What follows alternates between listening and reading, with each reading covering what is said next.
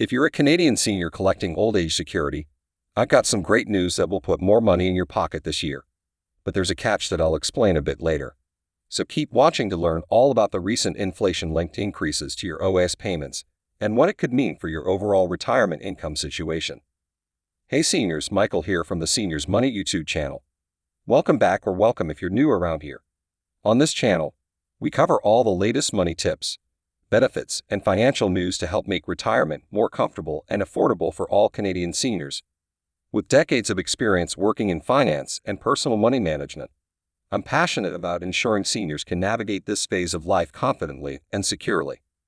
Hit that subscribe button and notification bell so you never miss an update.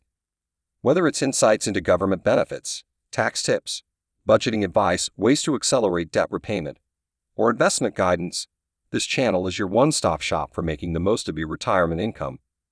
Today's video is all about how the rising cost of living is actually working in your favor when it comes to your old age security payments from the federal government. Seniors have been battling against elevated inflation over the past year, with the costs of groceries, utilities, gas, and other essentials rising at a faster pace than we've seen in over 40 years. However, one potential upside is that the old age security pension has automatic safeguards built into the program to protect against your benefits losing purchasing power during periods of high inflation. I'll walk through all the details on how this works and why OAS recipients have likely noticed a nice bump up in their monthly payments lately as a result. But I'll also explain one key potential downside that seniors need to be aware of. While getting an inflation-adjusted raise is great, it could push some into higher income brackets where they lose access to other valuable tax credits, benefits, or end up paying more out of pocket. It's important to understand all the implications. So let's dive in. If you're collecting OAS already, then you've likely noticed your payments went up slightly in recent months. For example, the maximum OAS payment for Q1 2023 was $668.20 per month. But in Q2 2023, that maximum went up over $37 to $705.54 per month. And projections show that if inflation remains elevated, we could continue seeing increases of a similar magnitude every quarter through the rest of 2023 and into 2024. So what's behind these decent bumps up in benefits? Well, it all comes down to something the government has built into the OAS program called indexation, based on inflation. Essentially, the OAS pension amounts are adjusted quarterly using calculations tied to the Consumer Price Index, or CPI. The CPI is a statistic calculated by analyzing the prices paid by typical Canadian consumers on a standard basket of commonly purchased goods and services like food, housing, transportation, clothing, recreation, and more. As the prices of those items in the basket rise over time, it causes the CPI figure to increase as well, indicating higher inflation. If inflation stays relatively low, like it had for the past couple of decades pre-2022 when it hovered around 1 to 2% per year, then OAS only sees very minor adjustments every few months to keep pace. However, when inflation really starts to spike like we've seen recently, with the 12-month rate peaking at 6.3% as of December 2022, that's when OAS recipients can see much larger boosts. That elevated 6.3% inflation rate is the key driver behind why OAS payments have jumped over $60 per month for the maximum benefit compared to the same time last year. And it's not just OAS, the Guaranteed Income Supplement benefits for low-income seniors have also increased proportionally since GS is tied to CPI inflation as well. In total dollar terms, a $60 or $70 per month raise may not seem like a massive amount. But when you're living off of fixed income sources like OAS, CCP, investments and savings in retirement, every little bit counts.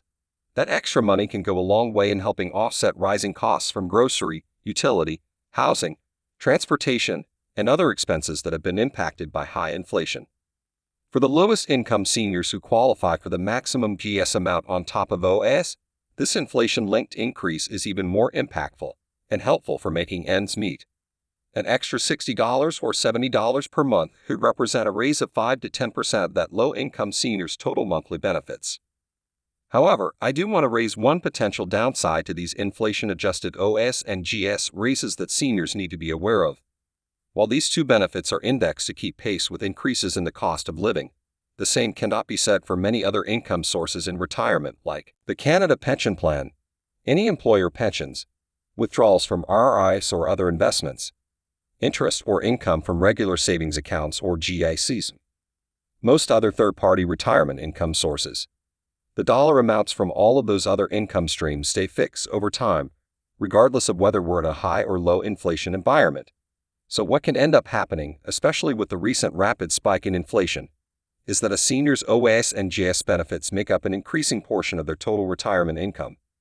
And having more income shifted towards just these two inflation-adjusted sources could negatively impact or reduce things like income taxes owed, since a higher portion is from taxable OAS/GS, the OAS pension recovery tax or clawback, that reduces benefits for higher incomes, GS amounts received, since you can start to exceed the strict income thresholds, eligibility for other federal or provincial tax credits, benefits, or subsidies. Basically, as those two index benefits increase quickly due to high inflation, it has the potential to push some seniors into higher overall income brackets and tax situations where they could lose out on other valuable sources of income, payments, or financial assistance. So while getting raises on OAS and GS is helpful and absolutely necessary for seniors to keep up with the rising cost of living, it's not an unalloyed good without any trade-offs.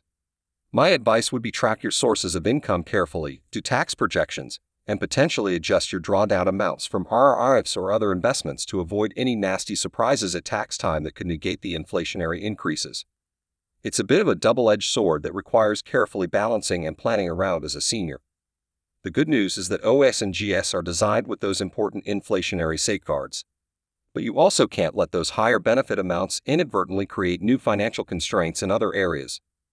Alright seniors, that covers the main points around OAS increases due to inflation and why they exist, but also the downside factors you need to consider around taxes, income brackets, clawbacks, and low-income benefits.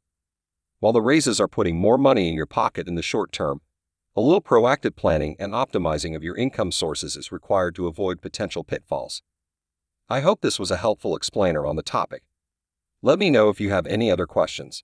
And if you found value in this video, go ahead and smash that like button, subscribe, and share with any other Canadian seniors who could benefit. I'm uploading new money videos for retirees every week, so hit that notification bell to stay updated. And you're always welcome to send me your video topic requests and feedback.